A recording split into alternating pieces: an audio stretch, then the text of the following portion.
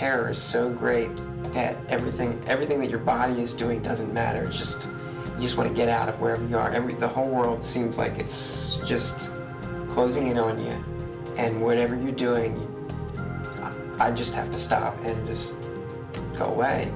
Everybody knows how it feels to be anxious sometimes. The butterflies in your stomach at a job interview, or being up on top of a tall building. But for 23 million Americans, anxiety is more than just a case of the nerves. Anxiety disorders include terrifying panic attacks or phobias that cause people to avoid certain places or situations. Many people search unsuccessfully for the cause of symptoms like chest pain or shortness of breath, when anxiety may be the real problem. But there is hope for people with anxiety disorders. Listen to these stories. I first started experiencing anxiety, what I found out to be anxiety. I had just learned that I was carrying a child that may or may not live. Doctors recommended aborting the pregnancy. That threw me into an anxious cycle that the doctors had thought, well, we could break that within a week. I'll just give you some medication and that'll break that cycle. And that was not the result. I think anxiety was crippling for me because I would tend to freeze up. I would tend to get very tense, and my thinking processes would blank out. I would not do any intelligent kind of thinking once I got really anxious. Dr. Murray Steen is director of the Anxiety and Traumatic Stress Disorders program at the University of California's San Diego School of Medicine. Everybody can experience anxiety from time to time in their lives. And in fact, it's quite normal to experience anxiety before an exam, before a job interview. But some people experience anxiety that is either way out of keeping to the kind of situation that they're experiencing, and some people even have anxiety that just occurs for no apparent reason. It's really out of the blue. And it's important to contrast those two kinds of anxiety. The first is clearly quite normal. The other probably isn't. People who have anxiety in situations where it's clearly abnormal to have it have what we call an anxiety disorder. Within the anxiety disorders, it's not a uniform condition either. People can have phobias, which are irrational fears of objects or places. Within that, people can have specific phobias. Specific phobias are fears of, common things would be fears of spiders or snakes or heights. There are other kinds of phobias. People can have what's called social phobia. It sounds like, they're afraid of parties or something. Truly what they're afraid is being scrutinized or watched by other people. Well, I think I always had some anxiety, especially in social situations, and especially in situations where I felt like I was being evaluated. They will avoid many situations where they have to interact with other people, talk to other people, because they're afraid they're going to do or say something to make themselves look stupid. Then we have agoraphobics. People with agoraphobia usually suffer from an illness called panic disorder.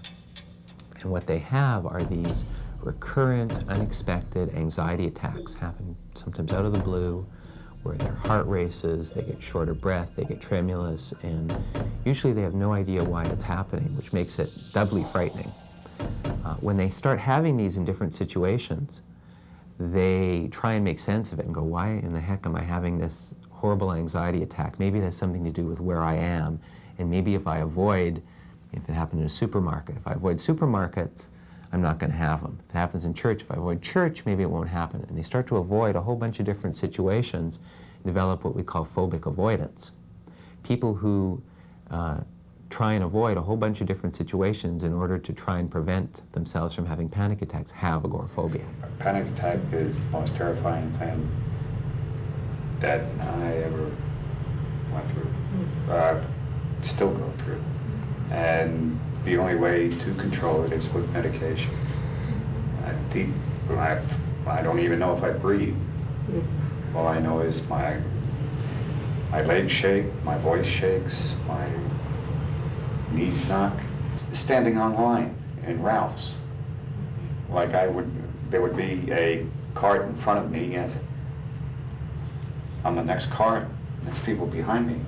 I can't go nowhere, and boom. I leave that cart in the aisle and I'm out the door. So a sense of being trapped. Exactly. You can bring on anxiety attacks merely by being scared to have one. And that's what I was doing for a very long time. I was so frightened to have one that I would bring it on.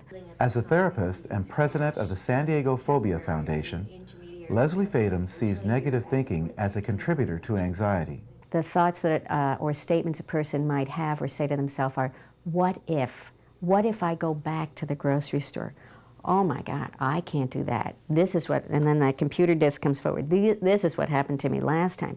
I was so embarrassed. I had to leave my groceries, grab my kids, go tearing out. I'm not going back. I'm not going to risk having that kind of trauma again.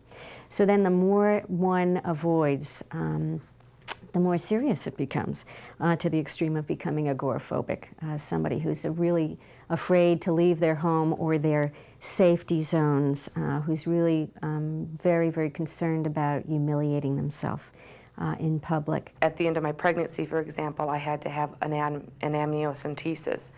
Well, an amniocentesis is what started the whole situation to begin with.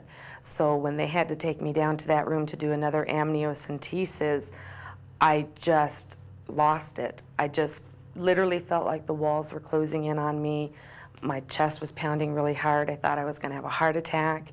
My breathing was just totally erratic. I felt very faint. You could clearly tell that I was sweating.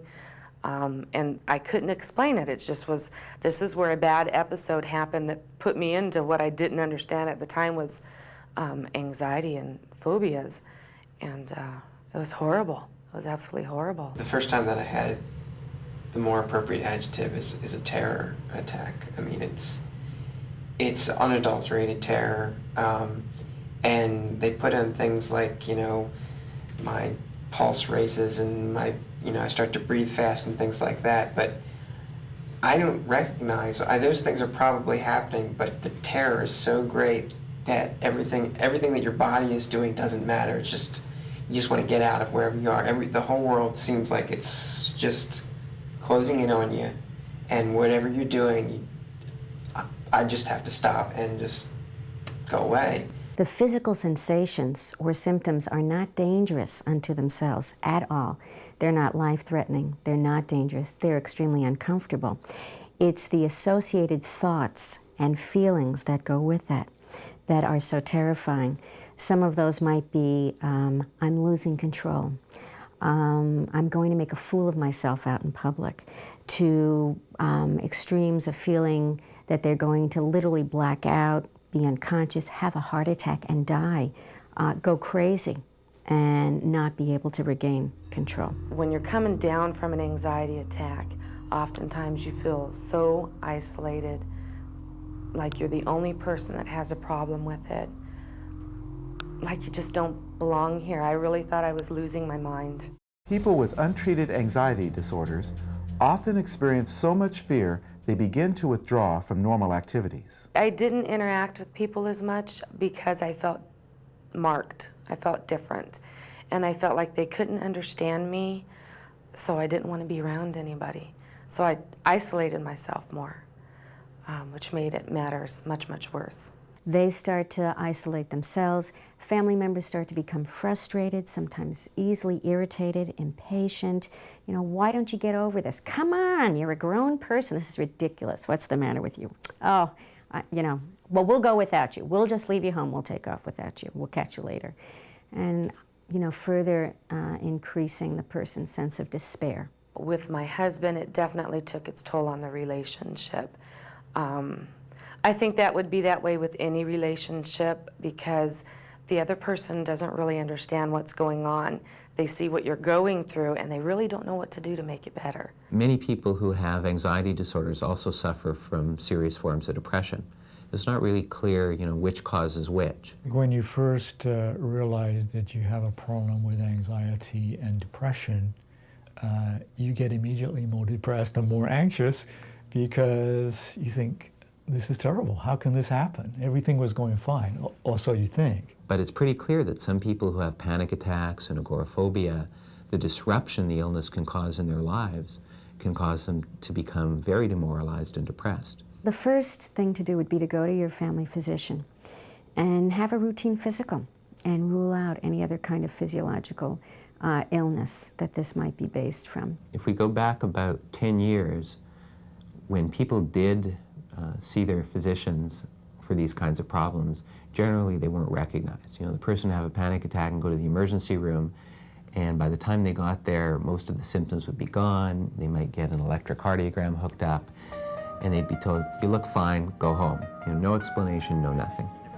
In the past couple of years, there's been, I think, a lot better education of, say, family physicians, emergency physicians, that panic disorder is now very well recognized, and I think people are much better off than they were in the past. They see a physician now.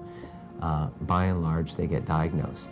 Not everybody needs treatment. You know, some people have mild forms of phobia.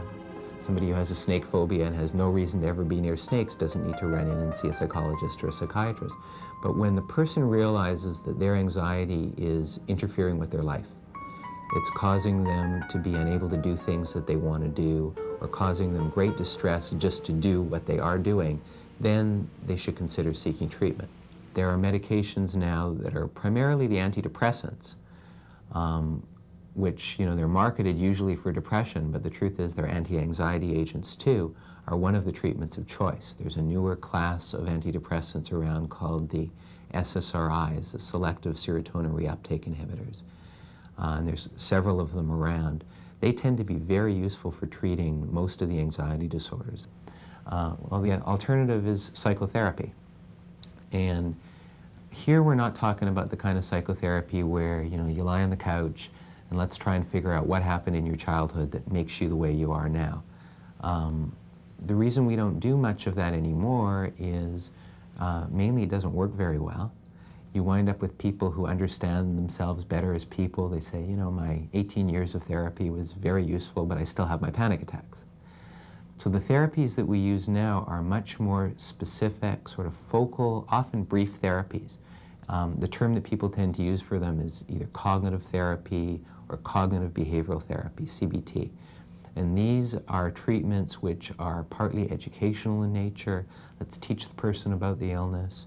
And then what they do is help the person to look at how their reactions to their anxiety can make things worse, and give them a set of tools, teach them ways for managing their own anxiety. Learning to understand and catch the cues, what those actual thoughts are first, and that's what the cognitive behavioral treatment will do. We'll focus in specifically and help one identify what are those triggers, what are those anticipatory thoughts that will then go into the physiological reactions. Some of the specific tools that we teach either in individual therapy and also that we work on in the free support groups are the cognitive behavioral tools that I mentioned. There are a variety of those. Some include learning the relaxation breathing, which is a deep breathing. When I became aware of how shallow my breathing was and how fast I was breathing, and then when I started doing the deep breathing, that helped quite a bit. Visualization, being able to imagine yourself in a peaceful spot, just feeling yourself someplace where you feel safe. Just little techniques like visualizing a stop sign as vivid as the red and then the perfect white. Sometimes that can stop your train of thinking. Sometimes we might use, for overcoming different kinds of phobias, desensitization.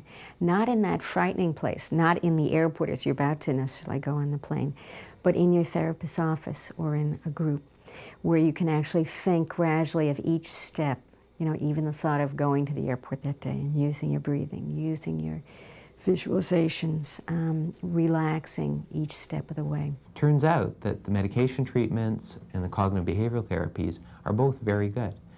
If you pick panic disorder, for example, probably about 80–85% of people will respond very well to either. I love treating anxiety disorders because they are treatable. Therapist Shirley Babior has written a self-help book called Overcoming Panic, Anxiety, and Phobias. We want to get a list of all the things that they're afraid of, whether they approach them or whether they avoid them. And then we know that's a list that after we teach them how to challenge their thoughts and we help them relax their body, we're going to begin to gradually expose them to. You lock a person in the room and they have to stay there, and you haven't taught them the cognitive therapy, and they don't know how to comfort and soothe themselves and have faith that they're going to be all right.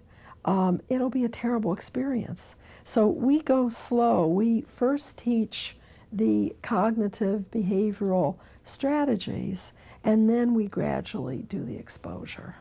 It's such a wonderful feeling when I'm working with someone and they get to the point where they used to say, I can't do this, and they cross over to I can.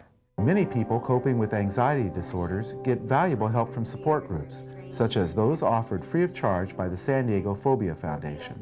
People often who've suffered for a long time, unfortunately, don't even believe that there is that hope, but there is. They share their cognitive and behavioral tools. They talk about medications they may or may not be using. They talk about their spirituality and how that's impacting them and helping them to cope with what feels like such an overwhelming problem, and know that, wow, there is really a possibility of getting well. And people do. I think most people don't think they're going to find their way out. But to be able to find other people who have found their way through this and can reassure you, yeah, you know, it's a growth process, and you're learning how to cope in a whole new way, and you're learning how to accept yourself and accept life in a different way. The quality of your life does not have to be compromised because you suffer from anxiety, agoraphobia, panic attacks, anything. It doesn't have to be unless you choose for it to be. There is help out there. I guess one of the main things that helps me with dealing with the anxiety is just trusting God, you know, using my faith, especially about the things that I don't have control over. You know, where I used to worry and do the what if thinking, you know, if I had a dental appointment or something, or a situation, you know, now I'm just kind of turning things over, and so that's helped me a lot with the anxiety. From a spiritual point of view, it was also a very distressing time for me, because I felt like, and I'd been taught, that problems could be solved through prayer, reading the Bible, and in a kind of simple way. So when the coping mechanisms I had, they didn't seem to work anymore, it caused me to feel more depressed and more anxious. And as time went by, through learning new ways of looking at things and new coping mechanisms, I was able to develop a different lifestyle that helped me to live my life in a different way. And that's really what I needed to do all along. Life is more meaningful to me now, whereas before I was just trying to get more and sort of driven in my life. Now I'm more here in my life today, whereas before I was very future-oriented and always feel like I was rushing someplace. Our bodies and our souls, our minds need to be replenished. And when we are so busy that we can't stop and reflect, the anxiety a lot of times is a way of our body telling us, hey, slow down.